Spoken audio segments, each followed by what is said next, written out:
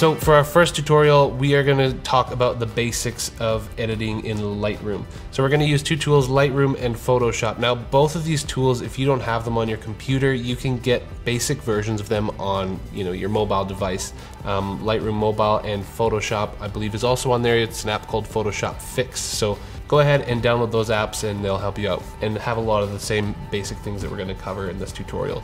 Okay, first things first, guys, please always shoot in RAW. What this allows your camera to do is take in so much more information than just baking in all of the details that you shoot with shooting a JPEG. Yes, you can shoot a high-res JPEG, but what that does is it still bakes in the image. So let's say if you're shooting your skies and they're blown out, there's no way you're gonna get those skies back. Whereas if you shoot in RAW, you can, to some degree, get a lot of those details back. And what I use RAW for mostly is actually to get my shadows back, so I can get a lot of detail back from the dark areas. Specifically with cars, that'd be the tires or the front grille, which I'll show you guys shortly. When you've picked the photo that you want to edit, you're just obviously going to open it up in Lightroom here. We're going to scroll down here until you see this lens correction panel. And what you're going to do is this just enables Lightroom to understand the camera you used, the lens you used, and it'll take away distortion, and it'll also, I believe, alter some of the color signs to understand a bit better the photo that it's using. So we're gonna click that and remove chromatic aberration. It obviously knows which lens I used here, which was the Sony 24-105. You can see up here that I shot in RAW at 1/200th of a second, an aperture of 5.0, so I could get the whole car in focus and an ISO as low as I possibly could. Shot wide at a 24mm. So I was using the Sony A7 Mark III, which is a full frame camera and makes just beautiful crispy images. So before we start, after we've done lens correction, I think it's really important to have a vision for your photos. So a lot of people, you'll probably already have presets or something, and that's great.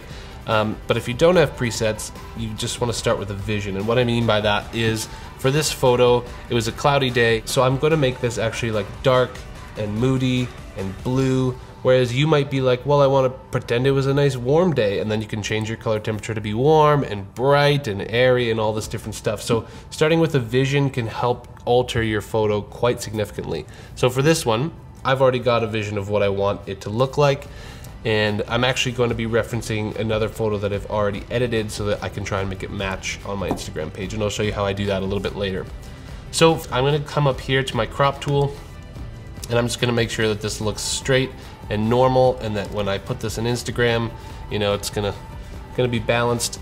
I find that if something looks off about a photo, one really quick fix is just to adjust the crop, because sometimes it looks off. And then what we're gonna do here is I really like to pull out as much of the details as I can in my photos. And to do that, we're gonna use our basics panel.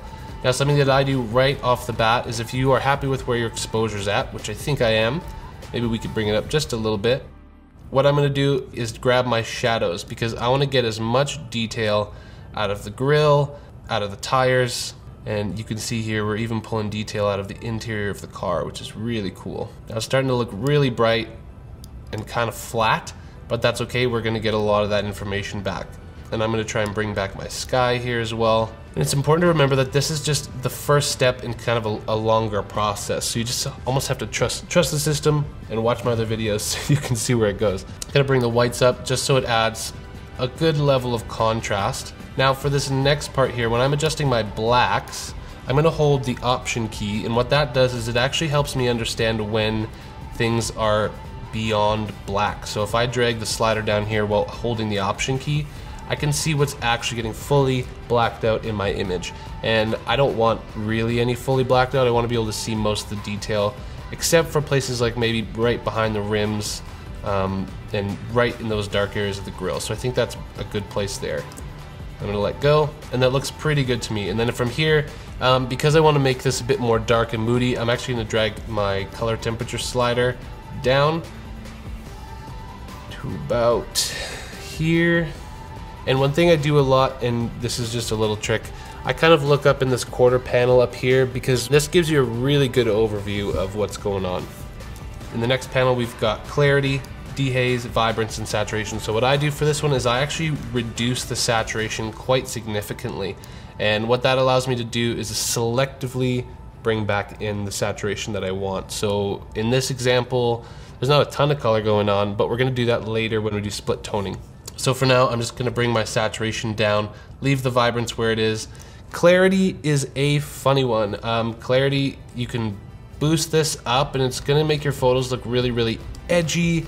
But when you boost your clarity, it desaturates your image. And I find it can get a bit gritty. For me, I actually prefer to keep my clarity down and add sharpening to my images. But there are some circumstances in which clarity would be great for you, but I don't really use it. So dehaze is a good one too. It adds a bit of contrast, and as you can see, it's going to give us a lot of details in our shadows there. So I'm going to bring that up. Now what that does is, again, it adds contrast, and so I want to make sure that I'm not losing any details in my blacks. So I'm going to go back up to my blacks, hold down Option, and see what that dehaze did, and I'm going to bring that back up just to make sure I'm not losing too much detail where I don't want. And just going down into our HSL and color panels, we're going to adjust some more of our saturation. So in this photo particularly, I want to get rid of the yellows on the lines here. So I'm going to come down to this saturation panel here, and I'm going to take my yellows and drop those down because I just don't really like yellow in this photo. Secondly, I'm going to try as best as I can to get these brake calipers back because they're red. So we're going to take that red slider and adjust that back up. So as we scroll down here, we're going to take a look at split toning, detail. We've already done our lens correction, transform we're not going to use, and effects we're not going to use at this point either.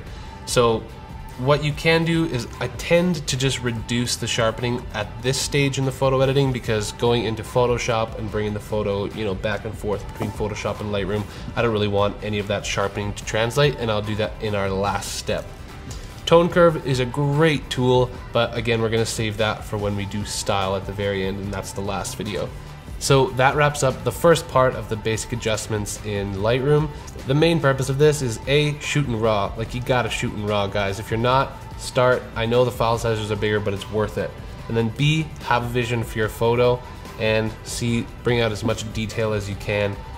Specifically in car photos, we want to be able to see all the really cool details. So that's a good start, and now we're going to move over to step 2, and that'll be the next video. So thanks for watching this, guys. I hope that you're learning something. If you have any questions, comment below, and hopefully the video for the next one will be somewhere up here.